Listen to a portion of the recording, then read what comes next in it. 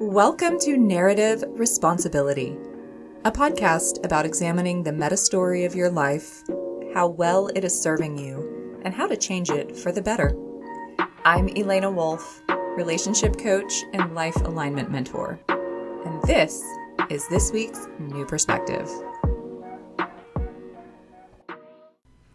Hi there! I'm so glad you're here today. This is episode 28. Your best life.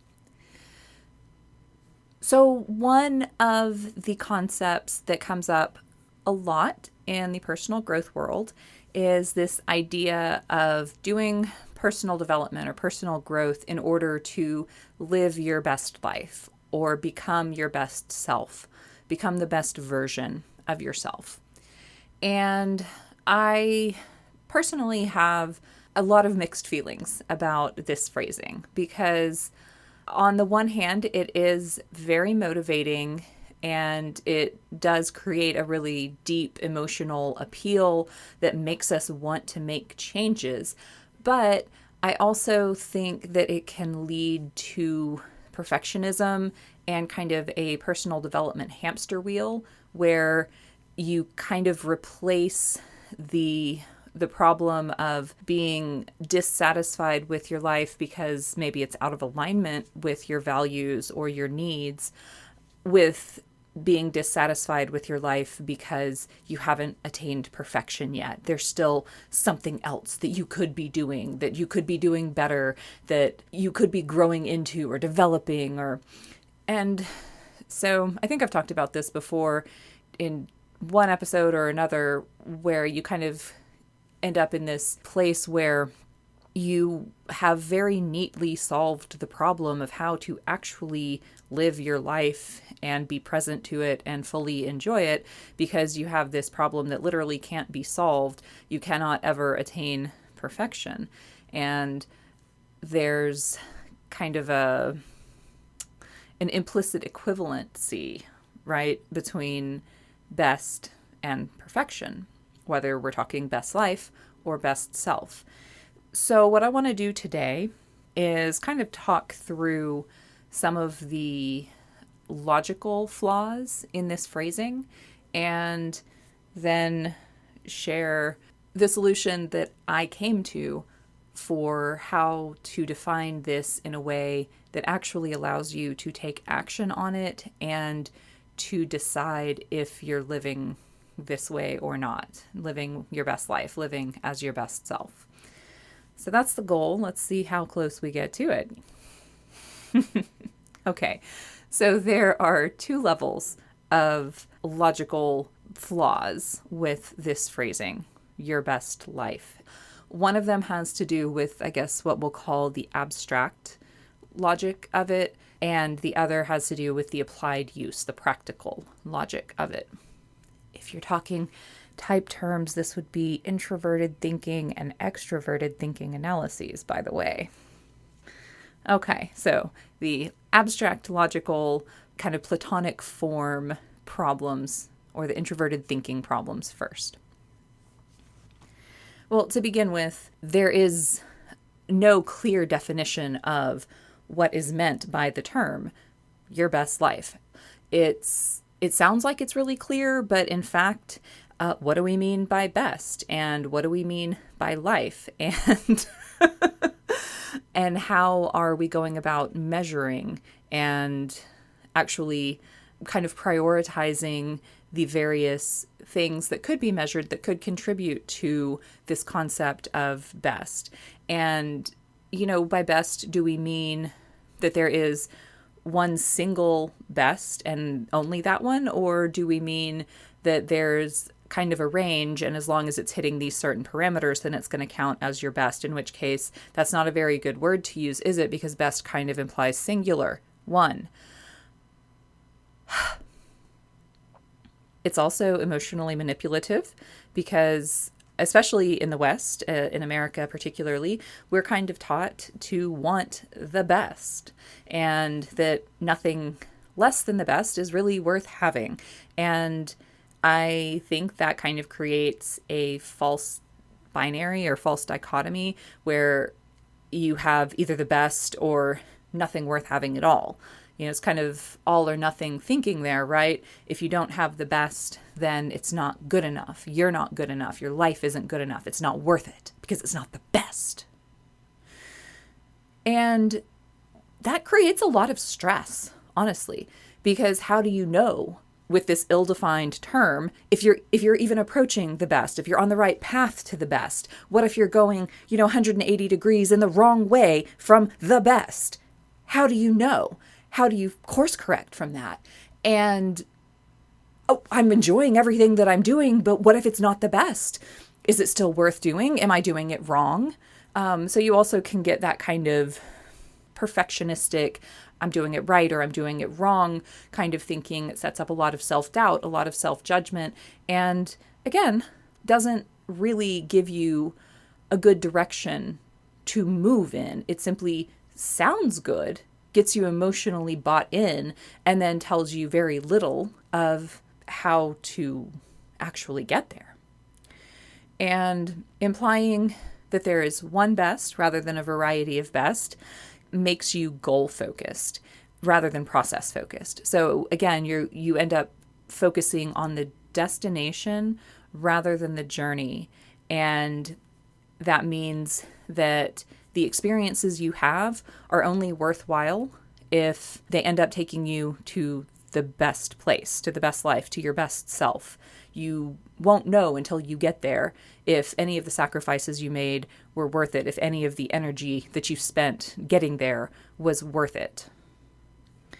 And that's kind of being set up as a mode of eternal striving, as opposed to one that encourages us to honor the experiences that we're having now and to enjoy the journey and to enjoy the process regardless of the outcome. So there's also some practical problems with this idea of best life, best self. The first is that even if you can define your best life in advance, you can't actually know how you're going to get there. Like, not every decision that you are offered will give you a clear indication of whether it takes you toward the best thing or not. There have been so many times in my life where a decision that seemed relatively inconsequential has in the end opened up things that were deeply transformative or deeply meaningful, that made my life richer and better, but could never have been predicted based on the initial decision. You can't tell what one decision is going to open up to you. So that's one of the big problems in a practical sense that I have with this concept of best, because even if you can get a good definition of it, for what this singular best thing is, how are you supposed to know which choices are going to take you toward it or not? Also, there's a practical problem that you don't always know what you're going to like until you have experienced it. Guess what? You had to try ice cream for the first time. I'm assuming that everybody who's listening likes ice cream, and, if you don't, bear with the analogy, because everyone I know does. But if I were to tell you, I want you to have something that is 30% cow's fat and ice cold and is going to make the back of your mouth hurt so much that your brain kind of seizes up, but it's also sweet and the most delicious thing you've ever eaten. Like, maybe that, is enough inducement to try it, but you may not know until you have tried it whether you actually like it, whether you agree with my assessment that it's the most delicious thing you can eat, whether it's worth the cold and the brain freeze and just the general kind of weirdness of it if you stop to think about what exactly it is that you're eating. You don't know until you try it. And that's true for almost everything in life. We can sometimes make, reasonable projections and have those borne out that I don't think I'm going to like that. And then we try it and nope, didn't like that. But Sometimes life surprises us. Sometimes we surprise ourselves where we try something and say, oh, I thought I wouldn't like that. I didn't think that I would enjoy, jumping off the rope swing into the water. That sounds scary, but actually it was exhilarating and I enjoyed it. I want to do it again. Like that happens too. Sometimes we discover our very favorite things by trying something that either we are just totally neutral about. Like, I don't know whether I'm going to like it or not, so I'm going in open. Or things that we even think we kind of won't like, but decide to try anyway, and then discover maybe a part of ourself that hasn't had a lot of chances to come to the fore. That's why we thought we wouldn't like it, because we haven't met that part of ourself before, or haven't spent a lot of time with that part of ourself. And now we have, and now we know. Other practical problems. You can't decide what the best is once and then have that be true forever for the whole rest of your life. Guess what? We change. And what we're prioritizing in one phase of life, what we enjoy in one phase of life, is very likely not going to hold steady for our entire life. So maybe, in our 20s, we think our best life is living in the big city and working a gig economy and having a lot of fun going out. And by the time we're in our mid-30s, it's like, you know what? I'm kind of exhausted by this hustle and the noise grates on me. And I kind of want to be in bed by 9:30 because, it turns out I am an early to bed and early to rise person. So if you had decided in your 20s that your best life meant spending the whole rest of it in that place doing those things, and then you changed and stopped enjoying it, but you're still there and you're locked in for the rest of your life, you can't change what your best life looks like. Do you honestly think that is going to be a good life? Is that really your best life? No. We have to be allowed to change what we mean by our best life as we change, as our experience of what we're doing changes. Also, going back to the metrics that you might use to define your best life, what are they? Are you measuring by the impact that you create? By your level of health? By your level of happiness? By how much you achieve? By how often you laugh? How much intimacy you have? How much connection you have with other people in your community? How long you live? Those are all going to give you different bests. And what happens if one of those metrics changes because you get more information? Maybe you go out and achieve something and you realize, oh, actually that didn't make me happy the way I thought it did. So now I want to take that metric of achievement off because I realize it doesn't matter to me very much. Are you allowed to do that? What about metrics that maybe apply to one life path but not another? As an example, the life where you have children versus the life where you don't. You're probably going to have pretty different metrics that apply to the one with children than the one that apply to the life without children. Because probably, your life with children, you're measuring how much connection do I have? How much love do I have? How much quality time did I spend with my family? How much intimacy and warmth did we create together? How well did I grow kind of in all of the different parts of myself basis in order to accommodate the variety of relationships that I had and the variety of experiences that we had, and that maybe I had to have in order to give my children the kind of life that they deserved in terms of honoring their needs and their innate capacities, their talents, all of that. Whereas maybe the you that didn't have children was able to be very career focused, and maybe that you did have some kind of massive career achievement. Maybe you even changed the world. But then there are other parts of yourself that you never even got to meet because you didn't engage in activities that would have expanded those capacities. And you weren't in a life situation that kind of forced you to expand into those other parts of yourself. I'm not making a judgment here about whether one is better or the other. I'm just saying that the criteria that you use to evaluate best for one life path might be pretty irrelevant to another life path In which case, how do you even create one standardized set of what best means to you, right? What about where these metrics came from? How about that? Are they actually yours? Or did they come from like your family or your culture or maybe a partner? Are they actually in alignment with what you need and what you want? How do you know if you haven't test iterated? How do you know if you haven't tried other ones? These are all important questions. And finally, there's the very practical application point that if you are focused on the destination or the goal rather than the experience or the journey, you end up missing your life. You're not as present to it as you could be because you're thinking forward. You're thinking about what comes next rather than being right here where you are. And thinking about what comes next might lead you to take steps that actually avoid living your life now.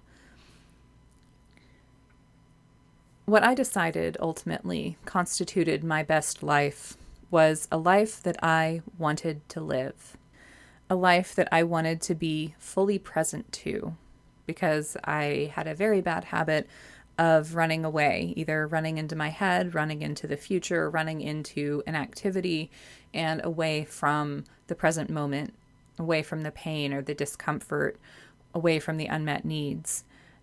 I wanted to stop running. I wanted a life that I didn't feel like I needed to escape from. So that's my best life, just one that I want to live. And I decided that there probably is no single best version of me, but the definition that I chose for that is a version of me that I choose. Who is it that I choose to become? With those definitions for best life and best self, I think you can see that there is no one single best life. There is no one single best self. There can't be. Actions have consequences. Choices are made at the expense of other options, other paths in life. And the sum total of those divergences of our paths and our choices cannot be known. There's just too many things that we aren't able to see that would happen 20 steps down one particular path in order to make an informed decision about that path versus another path. And I think it would be crazy making to try. It would also be very difficult to find criteria like that are very specific criteria that are going to apply equally well at 25 and 95 and every day in between. I mean, you can always hedge your bets and say that, okay, well, each choice that I made along the way was the one that in the moment conformed to the criteria that I had established, but you really can't know if that actually led toward your best outcome or your best self. So all of that is kind of why I think trying to find the best is an exercise in futility. Like, it's not actually a useful question. And instead of helping us really architect a life that is meaningful and that has a direction to it, it just kind of activates our shame and competition circuits, gets us into action in the short term, but can't really keep us on a sustained level of motivation because we're not able to get rewarded along the way. We're not able to see the results and the rewards because it's one big reward at the end. You get to know that you had the best. So again, for my money, an intentional life and an intentional self is a much better way to measure. It's a better question. Did I choose this with consciousness to the fact that I was choosing and deliberateness about what I chose? And did I really live? By which I mean, did I relish my life, not simply biologically survive? How present was I to the experiences that I had? How many moments of wonder and awe did I experience? How many tears did I cry, both of grief and of love? How often did I follow my curiosity? And did I get all my questions answered? Like these are the questions that to me guide my choices. So how might we turn this idea of best life and best self into a set of practices or questions that you can actually use to start moving yourself toward what you might consider your best life or your best self, if that's something that you're interested in doing? So I think the first step is to take a little time and decide what best means to you. And if you don't like that phrasing, then what other phrase might you use that would be equally motivating but maybe more satisfying? Then evaluate whether you have set an attainable best. So for example, let's go back to my best. My best is a life that I want to stay present to. Is that attainable? Yes or no? That feels like it should be attainable, right? A life where, generally speaking, my needs are met. I'm not in chronic psychological pain, and I have things that I enjoy that put me in flow and that engage me and that make me feel satisfied. Okay, yeah, that feels attainable. So when you were defining your best, you also want to take a moment to think through, is this attainable? Is this something that I could, in fact, create for myself? And then you want to make sure that you're very clear on your personal values and have kind of set up your priorities according to your values. Decide what metrics you might use to tell if you are or are not making decisions that move you toward your best self or whatever the goal you have set is. Finally, become as process and journey driven as possible. Do things because they matter to you, because they align to your values or your ethics or your principles. Do things because you enjoy doing them, not because of the outcome that they create. Outcomes are never guaranteed, and your response to an outcome is never guaranteed. Again, we don't always know if we're going to like something or not like something or be as satisfied as we think we will until we achieve it, right? But if you can love the journey, if you love the action for the sake of that action rather than what it brings to you, then the destination doesn't matter. You're going to view that time as having been well spent. So here are some ideas for, I don't know if whether to call these bests or to call these metrics, but these are some things that I like, and obviously they're going to be heavily slanted to what I value and what I enjoy. Your mileage may vary, but if you like any of them, please feel free to onboard them. Again, this idea of being present, of wanting to stay with your life, wanting to stay with yourself, wanting to stay with the now moment and not fly off into your imagination, into a future, into some other time and place. Maximizing connection and intimacy with others. Thinking about how much laughter and how much play your life has. How much community do you have? Healthy community that does not require you to compromise yourself in order to participate in it. What's your physical health and your ability to be active and really enjoying a variety of activities and pursuits? Prioritizing learning, creating, and personal expression. Did I make all of the things that I yearned to make? Did I say everything that was worth saying? So I don't know how any of those land for you, but for me, ask better questions, get better answers. Those are much better questions. It's hard to answer the question, did I live my best life? But it's very easy to answer the question, was I present to most of my life? Did I laugh every single day? Did I prioritize my relationships? Those are the kinds of questions that we can answer right now rather than only being able to answer at the end. And I think that if we're actually asking the right questions and able to answer them with a yes in the now moment, then by the time we get to the end of our life, we will be able to look back and say, yeah, that was my best life.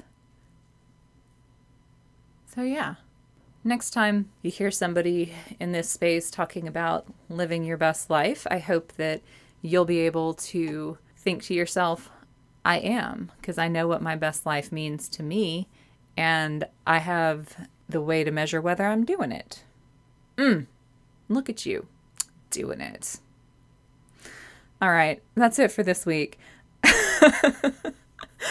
I am so appreciative of the time that you spent with me. I hope you liked this framework and can put it to good use in your life. If you want to know more about my work, you can check out thepatternbreaker.com. You can follow me on Instagram at thepatternbreaker.